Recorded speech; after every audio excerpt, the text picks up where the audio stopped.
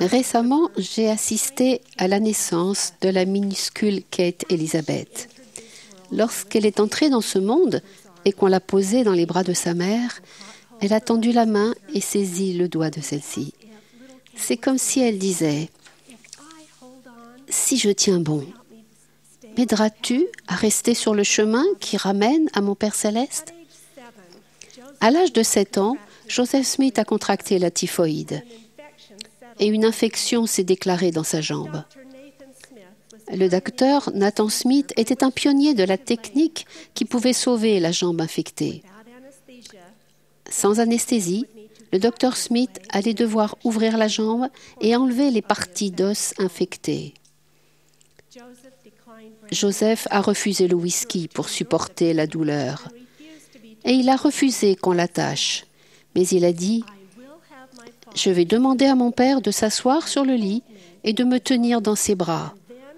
Puis, je ferai ce qui est nécessaire. » Aux enfants, partout dans le monde, nous disons « Prends ma main, tiens-la bien.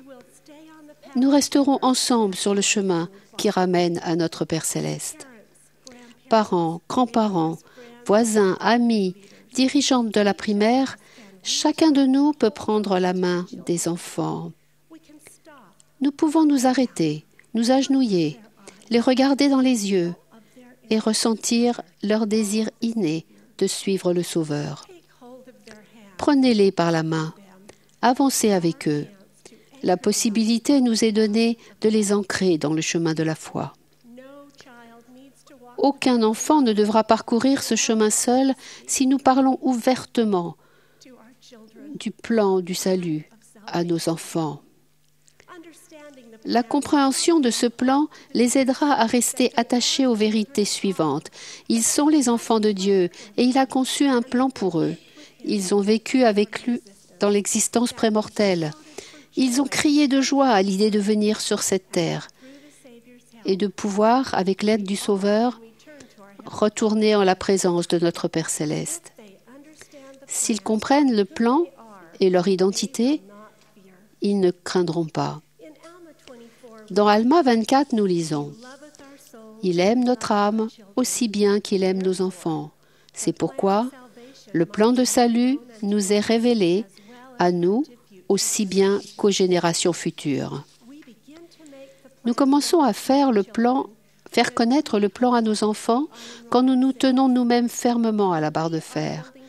Quand nous tenons fermement à la barre de fer, nous pouvons placer nos mains sur les leurs et avancer ensemble sur le chemin étroit et resserré. Notre exemple est capital à leurs yeux. Ils suivront notre cadence s'ils se sentent en sécurité dans ce que nous faisons. Il n'est pas nécessaire que nous soyons parfaits, simplement honnêtes et sincères. Les enfants veulent se sentir unis à nous.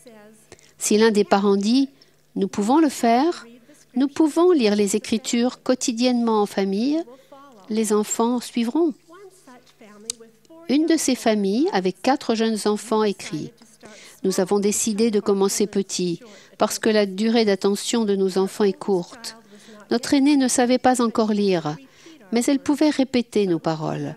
Alors, nous avons commencé à lire le livre de Mormon, seulement 3 versets chaque soir.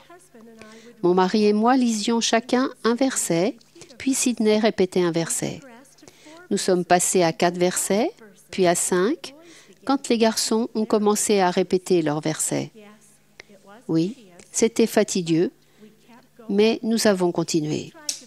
Nous avons essayé de nous concentrer sur la persévérance plutôt que sur la vitesse. Il nous a fallu 3 ans et demi pour terminer le livre de Mormon. Cela a été un sentiment d'accomplissement merveilleux. La mère continue. La lecture quotidienne des Écritures en famille est maintenant une habitude. Nos enfants connaissent bien le langage des Écritures et mon mari et moi saisissons l'occasion de témoigner des vérités. Mais le plus important est que nous ressentons davantage l'esprit dans notre foyer. Retirez-vous la même chose que moi de l'expérience de cette famille? Quand nous avons l'intention de nous tenir fermement à la parole de Dieu, notre lecture des Écritures peut n'être qu'un seul verset à la fois. Il n'est jamais trop tard pour commencer. Et vous pouvez commencer maintenant. C'est le monde qui instruira nos enfants si nous ne le faisons pas. Et les enfants sont capables d'apprendre à un très jeune âge tout ce que le monde va leur apprendre. Ce que nous voulons qu'ils sachent dans 5 ans doit faire partie de nos conversations avec eux aujourd'hui. Instruisez-les dans toutes les situations. Profitez de tous les dilemmes, toutes les conséquences, toutes les épreuves qu'ils rencontrent pour leur apprendre comment respecter les vérités de l'Évangile. Shannon, une jeune mère, ne pensait pas qu'elle allait enseigner à ses enfants le pouvoir de la prière quand ils sont montés en voiture pour rentrer chez eux à seulement 40 minutes de là. Le temps était calme quand ils sont partis de chez leur grand-mère. Mais quand ils sont arrivés dans le canyon, la neige fine s'est transformée en tempête de neige. La voiture s'est mise à glisser sur la route. Il n'y a bientôt plus eu de visibilité. Les 2 plus jeunes enfants, sentant le danger, se sont mis à pleurer. Shannon a dit aux plus grands, Heidi et Thomas, âgés de 8 et 6 ans, « Vous devez prier.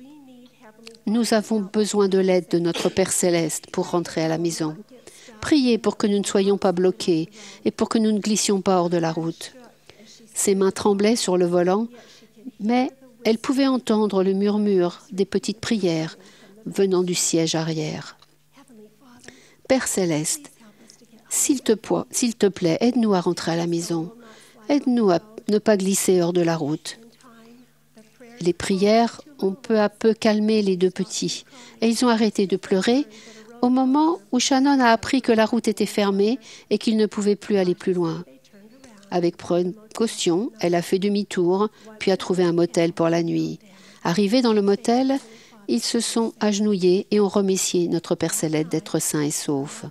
Ce soir-là, une mère a appris à ses enfants ce qu'est le pouvoir d'une prière sincère. Quelles épreuves vos enfants vont-ils rencontrer? Comme Joseph Smith, nos enfants peuvent trouver le courage de faire ce qui est nécessaire. Si nous sommes bien décidés à leur tenir la main et à leur enseigner le plan de notre Père Céleste par la prière et les Écritures, ils sauront d'où ils viennent, pourquoi ils sont ici et où ils vont. Au printemps dernier, mon mari et moi avons assisté à un match de football auquel participait notre petit-fils de 4 ans.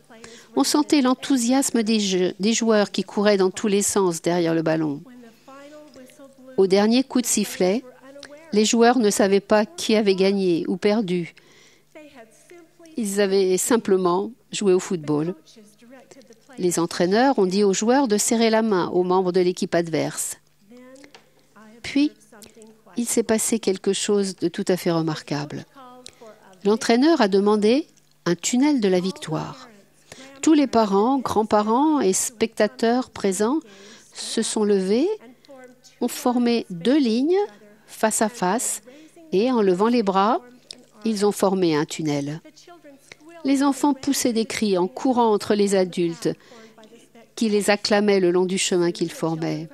Rapidement, les enfants de l'équipe adverse se sont joints à la fête et tous les joueurs, gagnants et perdants, ont été acclamés par les adultes en passant sous le tunnel de la victoire. Dans mon esprit, je voyais une autre image. J'avais le sentiment de voir des enfants vivre le plan que notre Père Céleste a conçu pour chacun de ses enfants. Ils couraient le long du chemin étroit et resserré, sous les bras des spectateurs qui les aimaient, chacun ressentant la joie d'être sur le chemin. Jacob a dit, « Oh, comme il est grand, le plan de notre Dieu ! Le Sauveur a marqué le chemin. Je témoigne que si nous tenons la main de nos enfants et suivons le Sauveur, nous retournerons tous à notre foyer céleste et serons sains et saufs dans les bras de notre Père Céleste. Au nom de Jésus-Christ. Amen.